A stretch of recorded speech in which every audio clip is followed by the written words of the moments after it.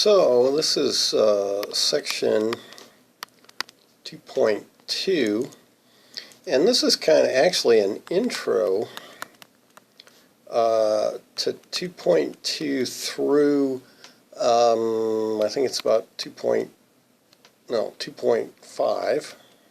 Yeah, 2.5, not 2.6, I think. I'm flipping ahead here to see, yeah, 2.5. So the whole idea here is that what's going to happen is we're going to learn a bunch of rules to make life easier. Okay? Now, rules, right? Rules rhymes with tools. And yep. So a lot of people will, disparage mathematics for when it starts getting more theoretical and that sort of thing. And of course, always the question, well, how am I ever going to use this? Well, maybe you're not. Doesn't matter. You take things like, world history. We keep repeating the same mistakes. So why do you take world history? Doesn't matter, right? Are you going to use it? Well, obviously not as a population, because again, we keep repeating the same mistakes. All right, so that's a stupid question. I'm just going to put it right out there. How are we going to use it? Stupid question. I mean, you may want to know the answer to it, but it's still a stupid question. But here, with tools and so forth, I think it's a matter of learning the appreciation. And, so what's the appreciation? Well, the theory, actually, the theory, as we tend to call it, is applied to the math. That's where the theory comes in. Now, what the heck does that mean? Well, it's applied, right? It's applied. It's kind of, think of engineers, and now maybe this sounds like a joke setup, but there are two kinds. Now, I'm sort of lying to you, but don't wreck a good story with facts. There are two kinds, right? You can engineer stuff like, what do we like? Well, tablets. I'm using a tablet right now. Tablets, bicycles. I don't know if you're into bicycles.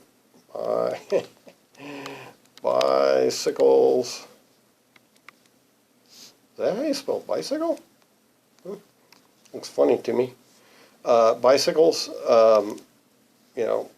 whatever it is you like. Food, we engineer food. My wife's actually a food engineer.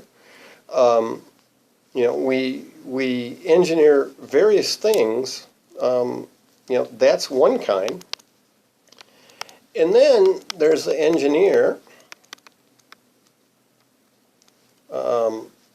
Engineer tools to make other stuff.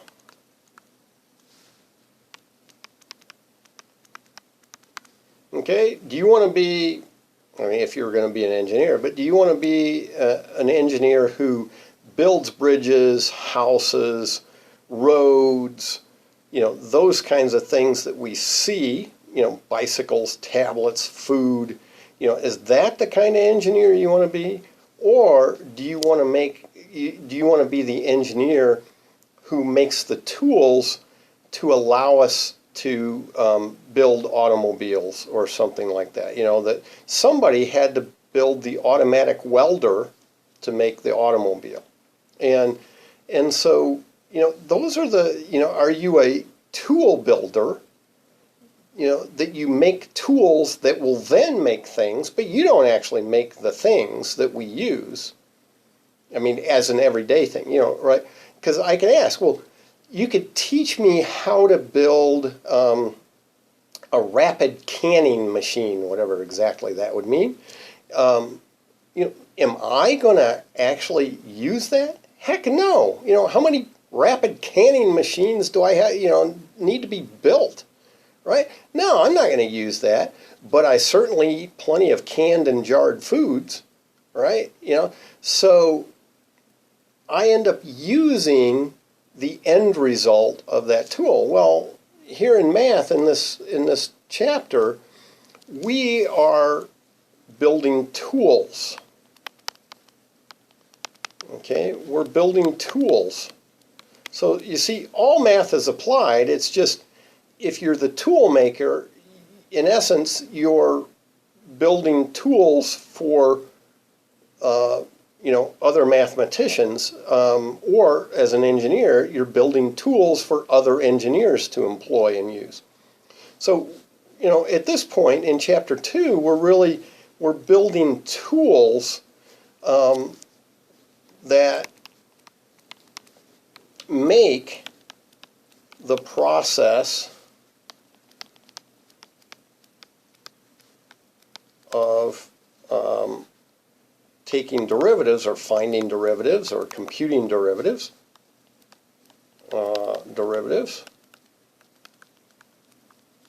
easier. Okay? So the whole idea is that, if I know the derivative of f of x, so given, let's say f of x, g of x, h of x, something like that, and I know f prime of x, I've just memorized it. I just know what its answer is. G prime of x, h prime of x, things like linear functions. I can just look at it and tell you what the derivative is. So suppose I know those. Can I use that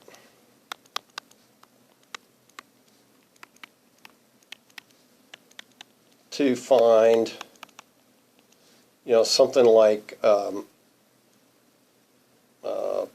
p prime of x for p of x equal, f of g of x minus h of x divided by g of x quantity squared, right?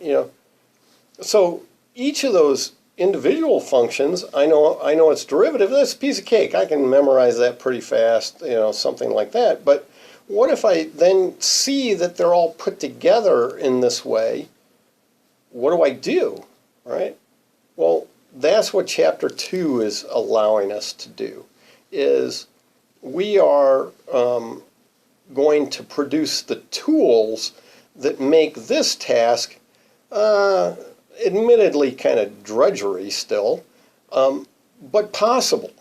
Okay, if I had to use the limit definition for things that get really complicated like this, I am pretty much out of luck. It's not going to happen. It's just too hard. And so, what we want to do is create these tools that then make something like this much more doable. Again, I'm not going to give you extremely complex things to take apart.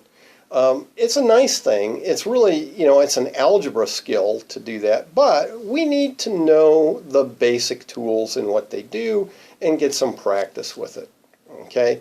So, we often talk about theoretical mathematicians and applied mathematicians, but that's crap. All mathematics is theoretical and all mathematics is applied. It's all theoretical because, even when you go out and say you're using it to do engineering, well, you're actually making a mathematical model that is not the real world, So it's all in theory. Now we can infer things from that, but still it's all in theory. But it's also all applied because those people you call theoretical mathematicians, well, actually they're building tools. They're determining relationships and all that help us solve harder problems. And so what they're doing is they're building the tools that get applied right back to mathematics. So I'll go back with, how am I ever going to use this? That's a dumb question. And not because it's a bad thing to know or anything like that, but it's, well, I'll soften it a little bit. It's an irrelevant question, okay? Because this is academia. We're taking classes, we're learning all sorts of things, and again, I go back to any given class that you've ever taken, you may use something out of it, but again, many of the classes you take, you don't specifically use any of that knowledge, so why does math have to be special? Right? It doesn't. It just pisses people off that it's hard, okay? And it is hard, but you have to work at it, and then you realize, you begin to appreciate the beauty of it and what it can do, because, part of the reason it's hard is it's very, very powerful, okay? It can give us great insights into things that would otherwise be a mystery, okay? So, that's my soapbox introduction to this mostly this chapter, most of the chapter anyway. And you can love it or hate it, but in the end, math is just like any other subject. We learn it because it's just good to learn. And but then if you really embrace the idea of learning to learn, then you can apply it to do a lot of great things. But you don't have to. I've learned plenty of things that I don't apply because I just don't have reason to. Okay? So, with that, we'll move on to actually calculating some of this stuff and seeing what we can do with it.